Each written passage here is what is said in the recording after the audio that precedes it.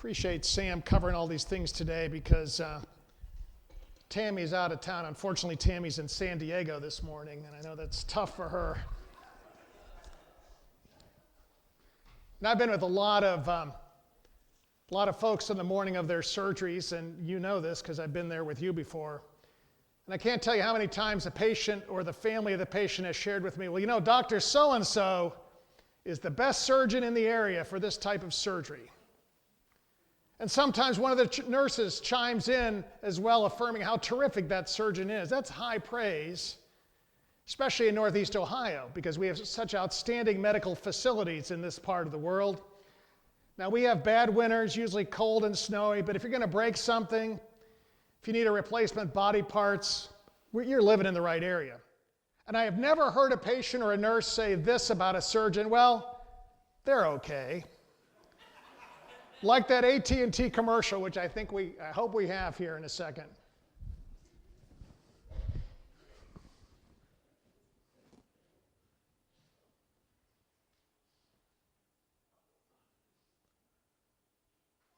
Have you ever worked for Dr. Francis? Oh yeah, he's okay. Just okay? Guess who just got reinstated? Well, not officially. Nervous? Yeah. Yeah, me too. Don't worry about it. We'll figure it out. I'll see you in there. Just okay is not okay, especially when it comes to your network. AT&T is America's best wireless network according to America's biggest test. Now with 5G evolution, first step. Thanks, Mike. We don't want a just okay surgeon, do we? Operating on us or our loved ones. We don't want a just okay tax accountant. We don't want a just okay mechanic. We don't want the person who barely makes the grade. We want one of the best, don't we? And isn't the same true if you're married? Do you want a just okay husband or wife? No, you want a wonderful wife. You want a highly rated husband, don't you? And don't we all want great friends? And don't we want to be part of something that's more than just a just okay church? But what about your own faith commitment? If I ask you what kind of a Christian you are, would you say, well, I'm an okay Christian? And is that an acceptable answer? At least you're not saying that you're a lousy believer. But is it okay to be a just okay Christian? Then maybe that's the wrong kind of question. Because we're not supposed to brag about our faith, are we?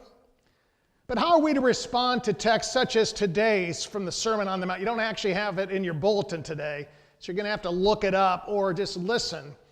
Because you have Jesus talking and saying, not to the crowd, now this is to the group of closest disciples. And he says this is from Matthew 5, starting on verse 13.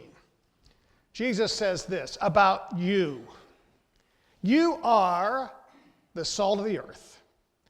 But if salt has lost its taste, how can its saltiness be restored? It is no longer good for anything, but is thrown out and trampled underfoot.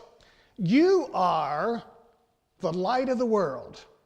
A city built on a hill cannot be hid. No one, after lighting a lamp, puts it under the bushel basket, but on the lampstand, and it gives light to all in the house. In the same way, let your light shine before others, so that they might see your good works and give glory to your Father in heaven. Now, these few verses contain powerful imagery, don't they?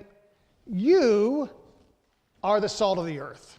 You are the light of the world. Now, let's unpack those sayings a little bit, see how they might speak to us today, 2020. First of all, one of the important things to note about this is that Jesus is not saying that if your faith is deep enough, if you keep at it long enough, if you do enough healings or miracles, if you're a good enough person, then someday you're going to be the salt, someday you're going to be a light. He says you're already that. You're already the light of the world, the salt of the earth, even at an early phase of your faith journey. And again, he's saying that about the disciples, but he's saying it about you too. And hopefully all of us are still growing. Hopefully all of us are still developing as Christians, but we're already in some way the salt of the earth, the light of the world. And it's not a matter of bragging how great we are, but it's more of our identity as followers of Jesus. Let's just start with the first one. You are the salt of the earth. Now, in our part of the world in 2020, we take salt for granted, don't we? You can buy it inexpensively at any grocery store. Usually it looks like this, doesn't it? And I don't know what this was, but it wasn't much because I lifted it out of our kitchen this morning. In fact, this is so commonplace that usually when we talk about salt, we talk about trying to cut back on our salt, don't we? That we eat too much salt. How many of us have looked at labels for something and said, oh, that's got too much salt, better not eat that? How many of us have had to change our diet because too much salt? What percentage of Americans eat too much salt? Take a guess. 90%. Yeah. So we get too much of it. And it contributes to high blood pressure, heart attack, stroke. But to fully appreciate what Jesus says when he says, you are the salt of the earth, we kind of have to put that aside for now. Our modern sensibilities about salt, about how we should stay away from it. We need to stay away from the fact that it's potentially dangerous if we have too much. Because in the time of Jesus, salt was not cheap. Salt was not commonplace. You couldn't just go to the market and pick it up. It was expensive and it was rare. And the word salary comes from the Latin word for salt. And although you'll read some disagreement about this on the internet, more than once I've read that sometimes soldiers, instead of pay, were given salt. At least part of their pay was in salt. And if you said to somebody that they're worth their weight in salt, that's a compliment. And something I read this week was really fascinating. It said whole cities developed around salt mines because it was right there. Of course, we know that cities develop along rivers and lakes and oceans and all that, but can you imagine saying, let's put our city here because that's where the salt is? So why was salt so important and valuable? Well, the number one thing was this: it helped to preserve food.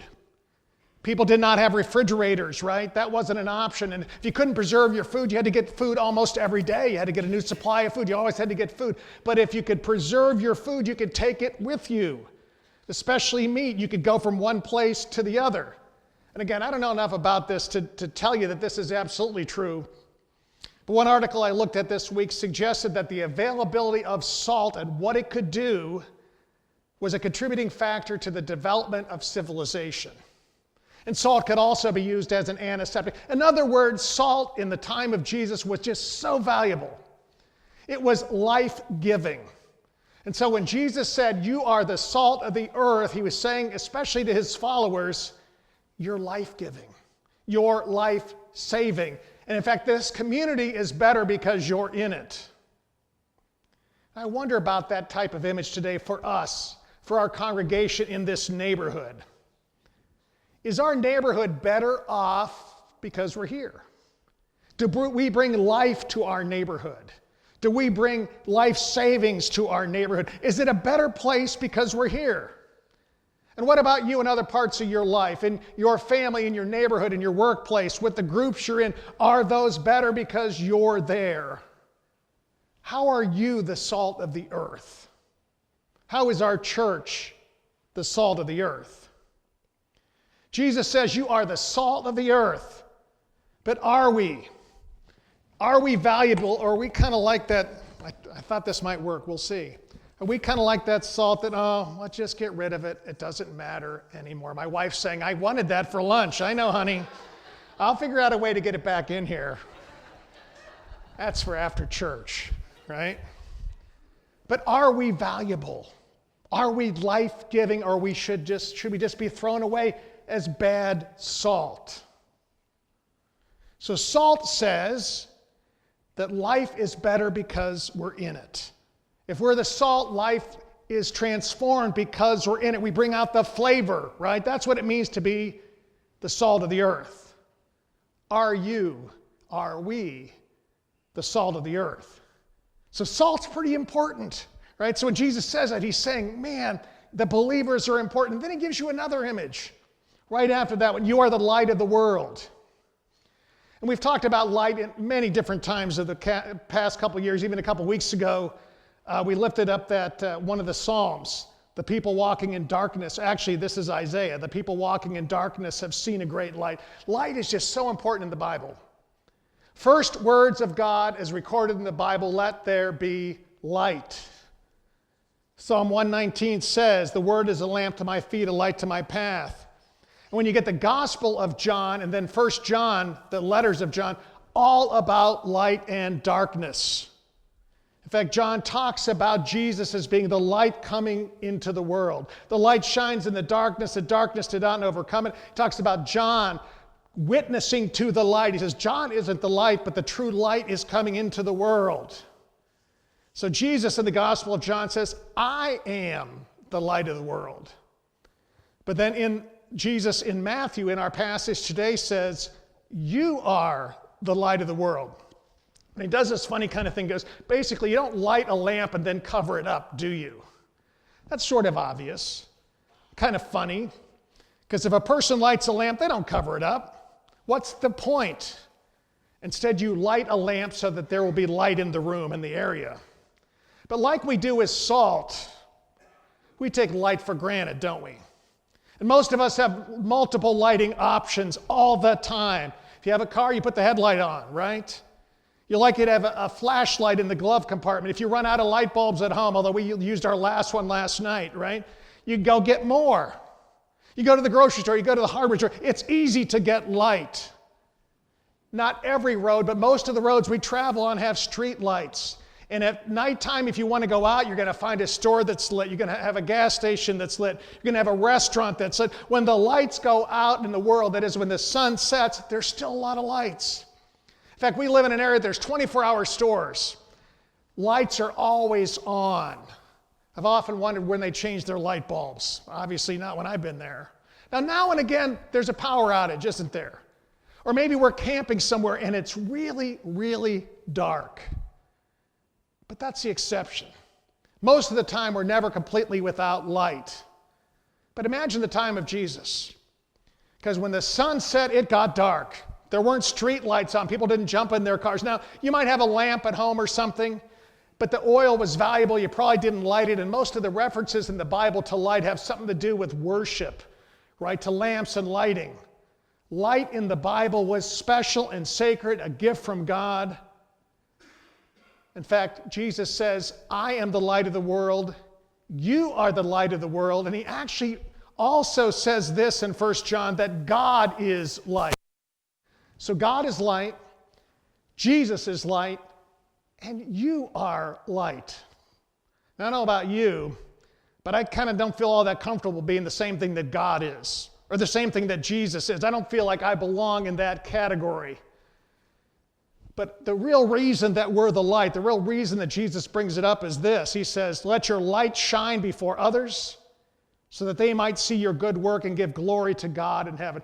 It's not about us. And that's how it makes some Christians uncomfortable. They think, well, I don't want to shine the light on me. But the only reason the light is on us, the reason that you are the light is because it shows somebody what God is. And I know if you're like me, that makes you a little bit nervous. But somehow, according to Jesus, God shines through you. God shines through your life and my life. When Jesus says, you are the light of the world, it's a reality, isn't it? We hope. But just as we said with salt, how are you the light of the world? If somebody looked at you, would they see a spotlight on God? How is it that you bring such a good and sacred thing into a dark world? And I'd say both of these things are true, whether it's salt or light. Jesus expects this. He expects that your life as a believer is going to make the world a better place. Otherwise, what's the point? If believing in Jesus doesn't make us better people, if believing in Jesus doesn't make our church better, our neighborhood better, our workplace better, our family better, then what's the point? Jesus expects us to be the salt of the world, the salt of the earth, the kind of thing that makes life better. Jesus expects our lives to be the light of the world that brings light into darkness. Now, does that sound too far-fetched?